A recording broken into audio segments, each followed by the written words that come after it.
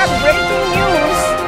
We just heard that William Snowden, is on its way to Caracas, Venezuela. So we are reporting from there now.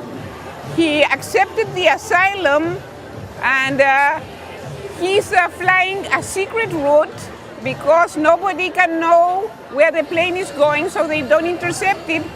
But we are expecting him to arrive here in Venezuela in approximately 15 minutes. So these are breaking news for all the world. CNN and all the other networks in the world are accessing us now, and we'll keep you posted of what's going to happen next with William Snowden. But all the Venezuelans say that they're very happy that he finally has found a home here.